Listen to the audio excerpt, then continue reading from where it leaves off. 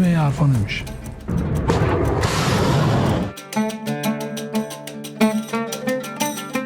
For over 4 decades, two nations have stood at each other's throats, separated by thousands of miles of ocean and desert, yet locked in a bitter, unending rivalry. One calls the other the Great Satan. The other labels it an axis of evil. This is the story of America and Iran. Two countries that were once close allies and are now sworn enemies. But how did it get this bad? And who is really to blame? To understand the hatred, you have to go back to the beginning. Before we talk about hatred, we need to talk about friendship. Because here's what most people don't know. America and Iran were not always enemies. In fact, for much of the 20th century, they were extremely close partners. Iran sits on top of some of the largest oil reserves on the planet. And in the Cold War era, it also sits right on the border of the Soviet Union. For the United States, that combination made Iran one of the most strategically important countries in the entire world. Mohammad Reza Shah Pahlavi, the Shah of Iran, was Washington's man in Tehran. He wore Western suits, attended parties with American presidents, and opened Iran's oil fields to American companies. In return, the United States gave him weapons, military training, political support, and turned a blind eye to his authoritarian rule.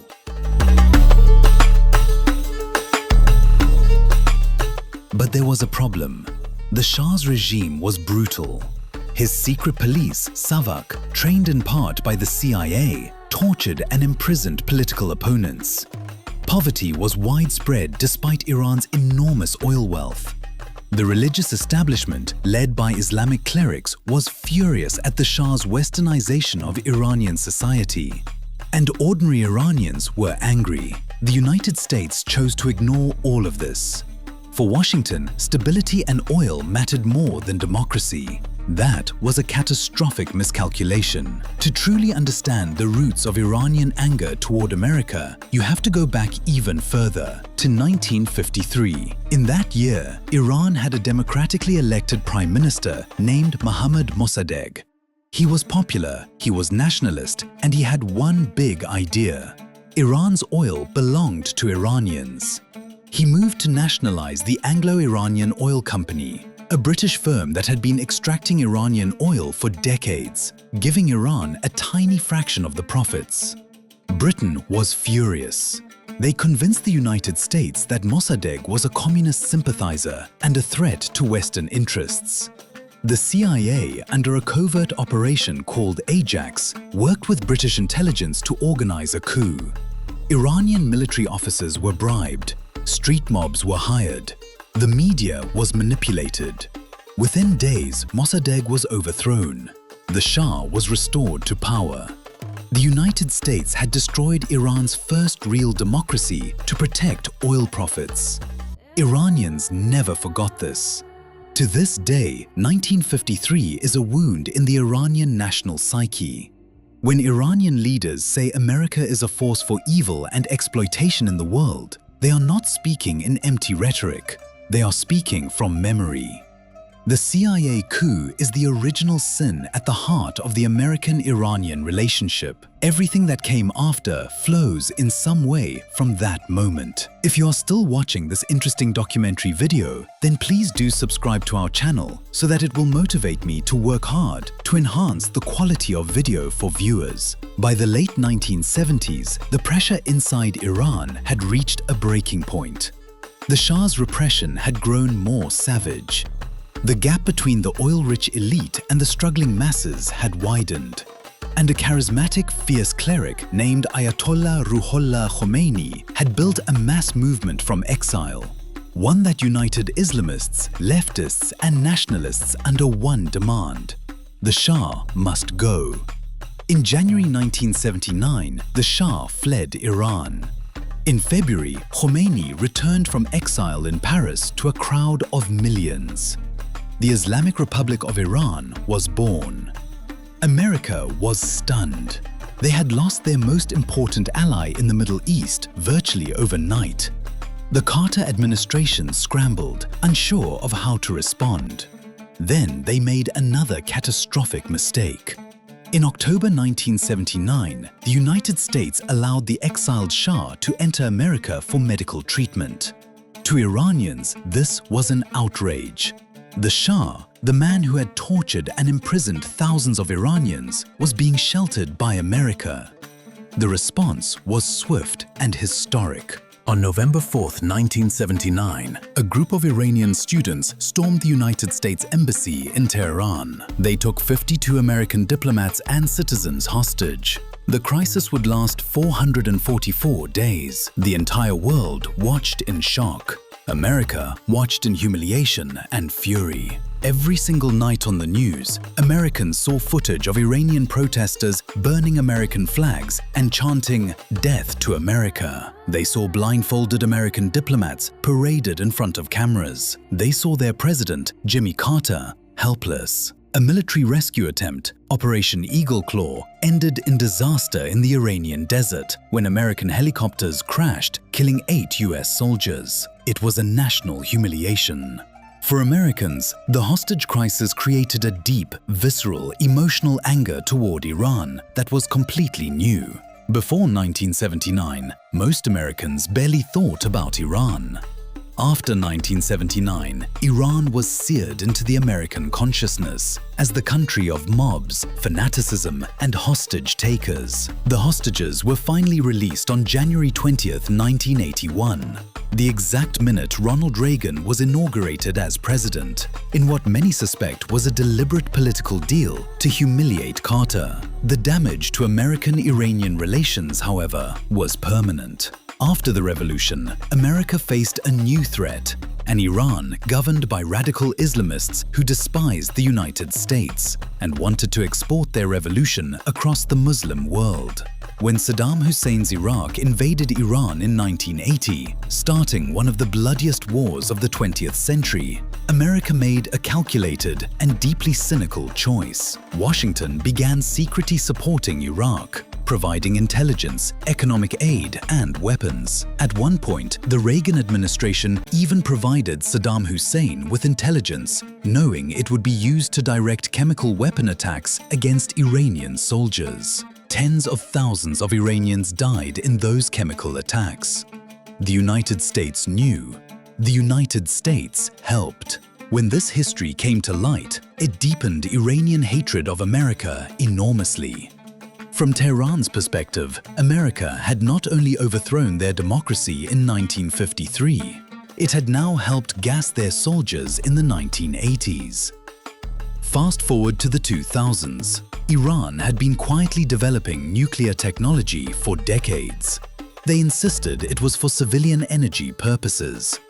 The United States and much of the West suspected they were building toward a nuclear weapon. The Bush administration named Iran part of the axis of evil in 2002, alongside Iraq and North Korea. Then America invaded Iraq, Iran's next-door neighbor. From Tehran's perspective, America had now surrounded them. Military presence in Afghanistan to the east, military presence in Iraq to the west. Iran felt existentially threatened. Under this pressure, Iran hardened its nuclear program. Under President Mahmoud Ahmadinejad, Iran accelerated uranium enrichment and openly taunted the West. The United States imposed crippling economic sanctions. Iran responded by spinning more centrifuges. In 2015, after years of diplomacy under President Obama, a landmark nuclear deal was struck. The Joint Comprehensive Plan of Action, or JCPOA. Iran agreed to limit its nuclear program in exchange for sanctions relief. For a brief moment, it seemed like the two countries had stepped back from the edge. Then, in 2018, President Donald Trump withdrew from the deal. He called it the worst deal ever made. He imposed even harsher sanctions, what his administration called maximum pressure. Iran resumed its nuclear activities. The fragile moment of diplomacy collapsed entirely. America and Iran don't only fight each other directly, they fight through proxies across the entire Middle East. This shadow war has become one of the defining features of the modern geopolitical landscape. Iran backs Hezbollah in Lebanon, a powerful militia and political movement that the United States considers a terrorist organization. Iran supports Hamas in Gaza. Iran backs the Houthi rebels in Yemen. Iran has poured money, weapons, and fighters into Syria to support Bashar al-Assad's regime. Iran funds Shia militias in Iraq that have attacked American troops. From Washington's perspective, Iran is the chief sponsor of terrorism and instability in the Middle East, a regime that threatens American allies, including Israel and Saudi Arabia, and that seeks to drive American influence out of the region entirely. From Tehran's perspective, America is the aggressor, a superpower that has invaded countries across the Muslim world, killed hundreds of thousands of people, and seeks to dominate the region and its resources. Iran sees its proxy network as a legitimate defensive strategy, deterrence against a vastly more powerful adversary. Both sides genuinely believe they are the victim. In January 2020, a US drone strike at Baghdad International Airport killed General Qasem Soleimani, the commander of Iran's Quds Force, the elite unit responsible for Iran's foreign operations and proxy warfare across the Middle East. Soleimani was one of the most powerful and celebrated figures in Iran. He was also responsible for the deaths of hundreds of American soldiers through proxy attacks over the years. President Trump ordered the strike, calling it a decisive blow against terrorism. In Iran, Soleimani was mourned as a national hero. Millions poured into the streets. Supreme Leader Khamenei openly wept. Iran launched a ballistic missile attack on American military bases in Iraq in retaliation. The first time Iran had directly struck American forces since the early days of the Gulf War era. No Americans were killed, but dozens suffered traumatic brain injuries. The strike brought the two countries closer to open war than they had been in decades. It also cemented, for Iranians, the image of America as a nation that assassinated their heroes. Here is where we need to be honest and careful. The word hate is powerful, and it doesn't tell the full story. The Iranian government hates America.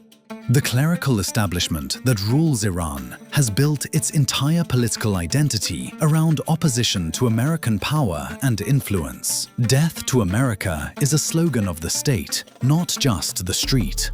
But the Iranian people? That's a far more complicated story. Iran has one of the most highly educated and pro-Western populations in the Middle East. Millions of young Iranians love American movies, American music, and American culture. Many dream of visiting or emigrating to the United States. When sanctions make their lives harder, many blame their own government, not just Washington. Similarly, America doesn't hate Iran in a monolithic sense. American policymakers have pursued aggressive strategies against the Iranian government, but many Americans have enormous respect and warmth for Persian culture, history, and the Iranian diaspora in the United States, one of the most successful immigrant communities in the country. The hatred is political, it is strategic, it is historical, it is real. But it is not inevitable.